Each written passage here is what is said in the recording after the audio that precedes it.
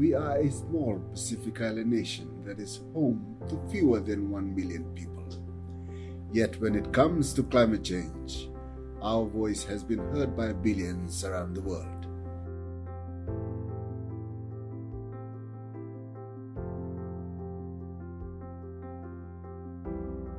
As president of COP23, Prime Minister Frank Bainimarama consistently pressed on the global community that we urgently need to work together in the fight against climate change. And that is exactly what happened and is still happening. There is much hard work to be done, but with ongoing support from governments, international financial institutions, businesses, civil society, and people from all walks of life, action is being taken and tangible strides are being made.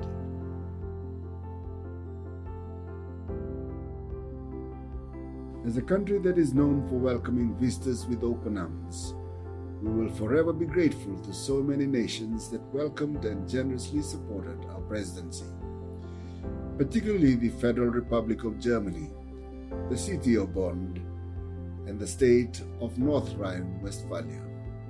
Bula is more than a greeting.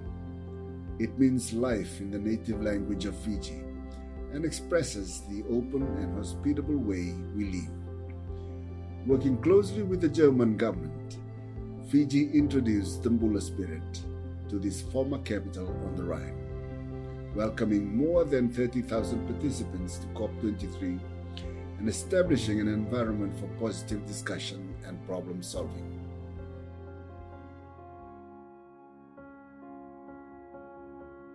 Under Fiji's leadership, the 23rd Conference of Parties made significant breakthroughs in the international negotiations and paved the way for the completion of the Paris Rulebook at COP24, the guidelines that will determine how climate action is implemented and accounted for.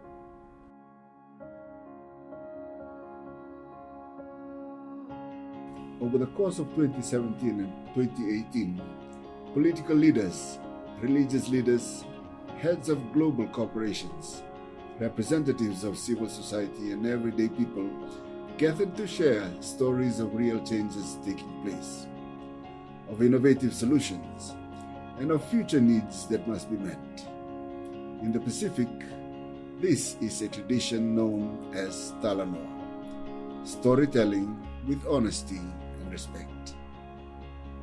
This open and inclusive process, devoid of finger-pointing or blame, created an environment in which everyone could learn from the experiences of others and give national governments the tool they need to guide their efforts for meaningful and ambitious action. Listening with purpose to the experiences of others is a powerful force.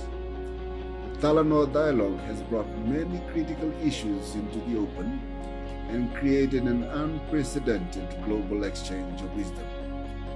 Whether it be face-to-face meetings, online networking, or via social media, Talanoa has launched a global conversation, capturing the hearts and minds of some of the most influential leaders and the imaginations of some of our youngest climate warriors. Now it's time to talk, honestly and respectfully, and how much we have accomplished together, and how much we must do. Not just governments, all of us.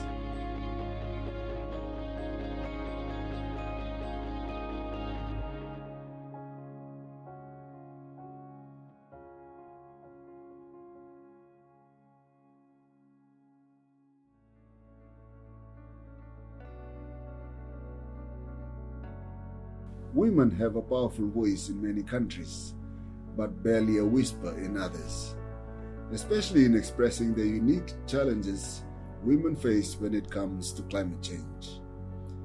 The finalization of the Gender Action Plan under COP23 has highlighted the role of women in climate action and promotes gender equality in the process. The plan will increase the participation of women in all climate change negotiation processes. It also calls for an increase in more gender-focused climate change policy at all levels of government.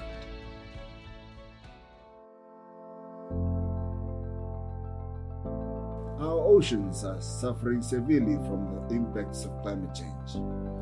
Reefs are dying, species are becoming endangered, and mankind's relationship with the sea is becoming more and more precarious. Oceans play a key role in regulating the climate and isolating carbon on a global scale.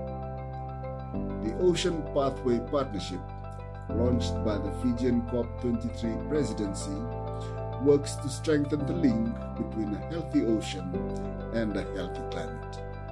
The partnership coordinates and aligns the work governments, international organizations, and NGOs are doing. Together, our strengths are more focused, our actions more driven, and our outcomes more tangible. And ultimately, we can bring our oceans back to health.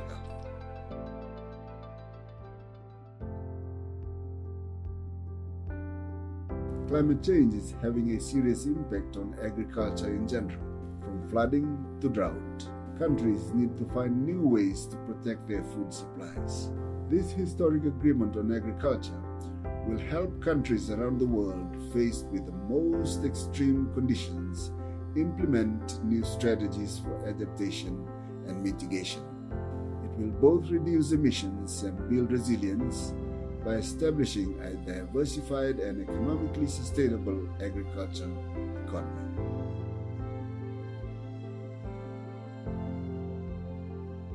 There are many communities of indigenous people around the globe who live in an intimate and traditional relationship with the environment. This platform will strengthen the knowledge, technologies, practices, and efforts of local communities and indigenous peoples to help them address climate change. By facilitating the exchange of experiences and the sharing of ways to mitigate and adapt, by taking a holistic, integrated approach, LCIPP will help everyone in the community be better prepared.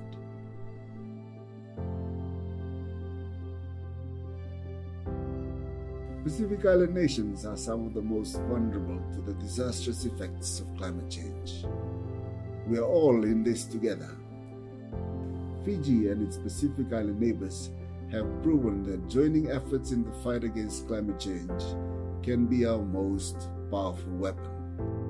The Climate Action Pacific Partnership shares and generates ideas and initiatives to accelerate climate action in the region and to strengthen the Pacific's voice on the global stage. In 2019, Fiji hosted this extremely important meeting of leaders, government officials, and civilians for the third time.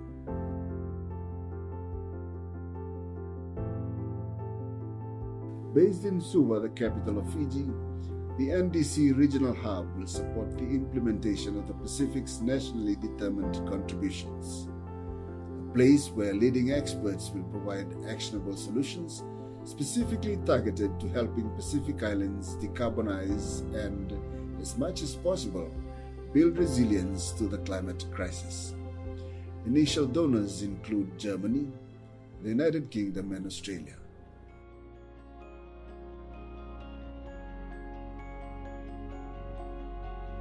These are just few of the actions and advancements that will come out of COP23. Actions that are literally coming to life, including the Leonardo DiCaprio Foundation's partnership with Fiji to bring solar energy to some of the country's most remote villages. As president of COP23, Prime Minister Bainimarama often said, "We are all in the same canoe and we must paddle harder and faster together." In 2017 and 2018, we have proven we can. Together, the presidencies of COP23 and COP24 have made many of the hopes of the Paris Agreement a reality. As we look to future COPs to build upon what we have accomplished and to do much more, we must renew our commitment as a global community. We owe it to the planet, to ourselves, and to future generations.